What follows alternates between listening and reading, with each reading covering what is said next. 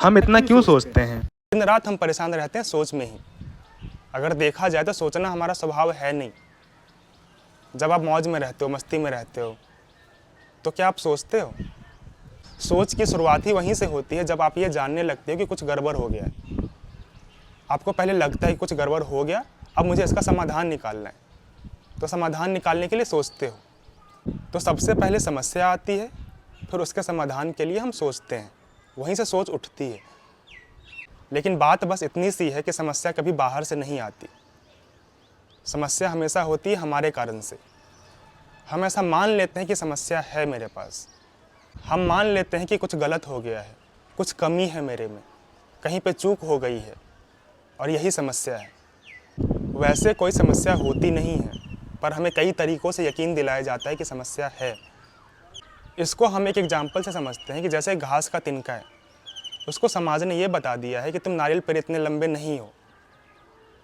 समस्या है नहीं यहाँ पे, बस उसके मन में ये बीज बैठा दी गई है कि वैसा होना उचित है, तुम्हें नारियल के पेड़ जैसा होना है। तो घास के तिनके के मन में ये बैठ गई है कि अगर मैं वैसा नहीं हूँ तो मेरे पास बहुत समस्याएं हैं। अब जब घास का तिनका आसपास कुछ भी देखती है तो उससे बड़ा ही दिखता है, तो अब उसके अंदर सोच उठती है उसको सॉल्व करने की, और वो हमेशा सोचता रहता है। वैसे देखा जाए तो यहाँ पे कोई वास्तविक समस्या है नहीं। यहाँ पे समस्या बस एक धारणा है। और इसी तरह का समस्या हमारे जीवन में भी होता है कि हमारा ऐसा होना चाहिए, हमारा जीवन लंबा होना चाहिए। हमारे मन में खोट रहता है हमेशा, क्योंकि हमारे मन में खोट की भावना है, इसलिए सब कुछ हमें समस्या लगती है कि मैं ऐसा क्यों दिखता हूँ, मेरे पास पैसा क्यों नहीं है, मौसम इतना ख़राब क्यों हो रहा है, देश में इतनी क्यों प्रॉब्लम है, लोग मुझे इज्जत क्यों नहीं देते। तो हर जगह हमें अपूर्णता दिखाई देती है, हर जगह हमें अपने मन में ही खोट की भावना रहती है, इसलिए सब कुछ हमें समस्या ही लगता है। तो जब भी समस्या आती है तो मन के पास एक ही जवाब होता है, सोच। इसलिए हम सोचते रहते हैं हमेशा, इसलिए सारी सोच निरर्थक है। मात्र एक सोच उपयोगी है जो आपको ये दिखा दे कि सोचना ही व्यर्थ है। सिर्फ यही एक सार्थक सोच है, यही सुविचार है। लेकिन ये बहुत कम होता है, बहुत कम समय के लिए होता है हमारे साथ। हम बड़े मज़ेदार तरीके से जीते हैं, जहाँ पे समस्या है नहीं, हम कहते हैं कि समस्या है, और उसके बाद ये कहते हैं कि मैं इतना बहादुर हूँ कि मैं इस समस्या को सोच सोच के हल कर दूँगा। ये तो ऐसी बात हो गई जैसे कमरे में भूत है और मैं उसे तलवार से काट रहा हूँ। आप काट किसको रहे हो? जो है ही नहीं। और इस मारपीट में थक कौन रहा है? आप ही थक रहे हो, तनाव आपको ही आ रहा है। तो हमारे जीवन में इसी तरह की समस्या बार बार आती है, जहाँ हमें लगता है कि समस्या है और हम तलवार लेके पहुँच जाते हैं काटने के लिए, और होता वहाँ पे कुछ है नहीं। तो परेशान होते रहते हैं, तनाव में रहते हैं। और आप जितना सोचते हो किसी भी समस्या के बारे में, उस समस्या को उतना असली बना देते हो सोच सोच के। किसी भी चीज़ को ज़्यादा गंभीरता से ले लेते हो तो वही महत्वपूर्ण हो जाता है। अन्यथा देखा जाए तो कुछ महत्वपूर्ण है नहीं। जो किसी के लिए महत्वपूर्ण है वो किसी घातक भी हो सकता है। तो जनरली तो कुछ महत्वपूर्ण होता नहीं है। आपके लिए कुछ महत्वपूर्ण होता है जिसमें आप सोच सोच के परेशान रहते हैं। आपने जिस चीज़ पर ठप्पा दिया वही आपके लिए महत्वपूर्ण है, उसी पे आप सोच रहे हो, उसी का आप समाधान निकाल रहे हो और परेशान हो रहे हो। आप जिस भी बातों पे दिन रात परेशान रहते हो, आपको ये कैसे पता है कि ये बात इतनी गंभीरता से लेने की है? जब आप बच्चे थे, किसी क्लास का रिजल्ट आता था तो उस समय वही बहुत बड़ी समस्या होती थी। अब आप बड़े हो गए हो, तब नौकरी की चिंता होती है, नौकरी बड़ी हो गई है। जब नौकरी लग जाती है तब हमें तरक्की की चिंता होती है, वही समस्या बन जाती है। हम जहाँ पे होते हैं वहीं पे हमें कुछ कीमती दिख जाता है। अगर आप पीछे मुड़ के देखोगे तो आपको हंसी भी लगेगा कि मैं किस बातों पे परेशान हो रहा था, किस समस्या में फंसा था मैं।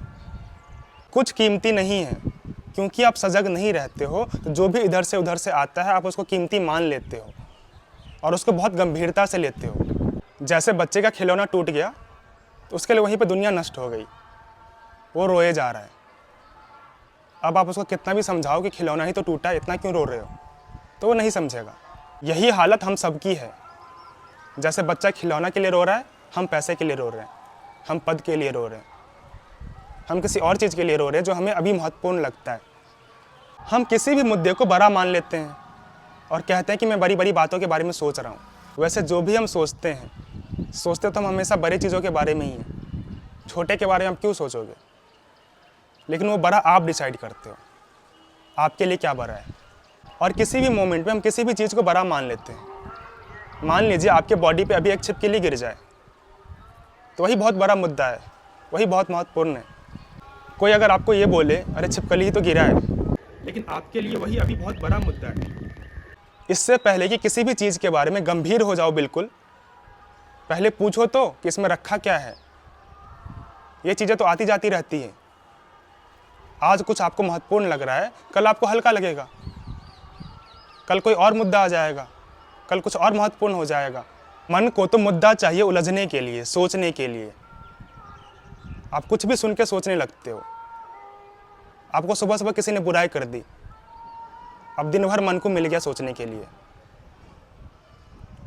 किसी ने कुछ तारीफ कर दी, आप वही सोच रहे हो दिन भर। तो मन को तो हमेशा कुछ ना कुछ चाहिए जिसमें वो हमेशा सोचता रहे, परेशान होता रहे। अब ये आपके ऊपर है कि आप उसको कितना महत्व देते हो, कितनी देर सोचते हो आप किसी भी चीज़ के बारे में। मान्यता ये रहती है कि कुछ है जो महत्वपूर्ण है, लेकिन कुछ भी महत्वपूर्ण तब महत्वपूर्ण होगा जब आप ये मानोगे कि कुछ कमी रह गई है। जब आपके अंदर कुछ कमी दिखाई देगा तभी आप किसी चीज़ को इम्पोर्टेंस दोगे। आपको भूख लगी है, आपके लिए खाना इम्पोर्टेंट है। जहाँ जहाँ आप अपने आप को कमज़ोर समझते हो, नाकारा समझते हो, अपूर्ण समझते हो, दुर्बल समझते हो, वहाँ वहाँ ये आता है कि ये चीज़ इम्पोर्टेंट है। जैसे अब मेरी नौकरी नहीं लगी तो समाज में मुझे इज्जत कैसे मिलेगी?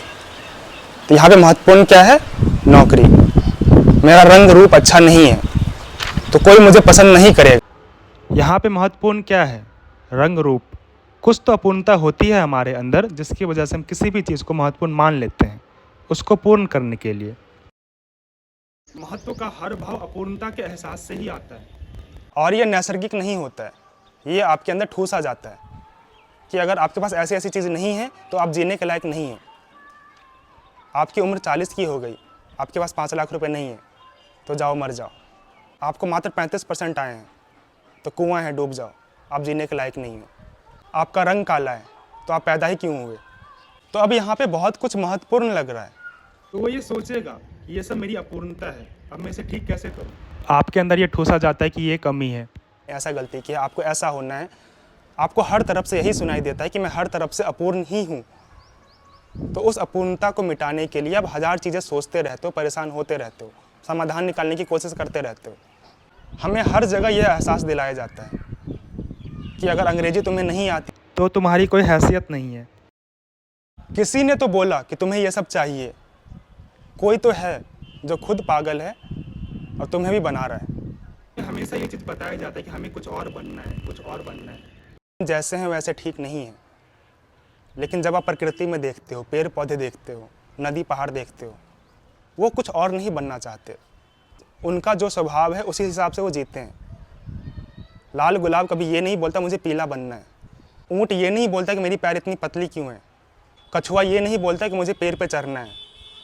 बंदर जब इधर से उधर कूदता है तो वो ये नहीं कहता कि मैं शांत नहीं रह पाता हूँ। ये बीमारी का काम सिर्फ इंसान करता है। इसको कुछ और हो जाना है क्योंकि इसमें कुछ कमी है। हमेशा लगता रहता है कि मुझ में कुछ कमी है। मैं जैसा भी हूँ उसमें कुछ तो है जो ठीक नहीं है, तब मुझे ठीक करना है।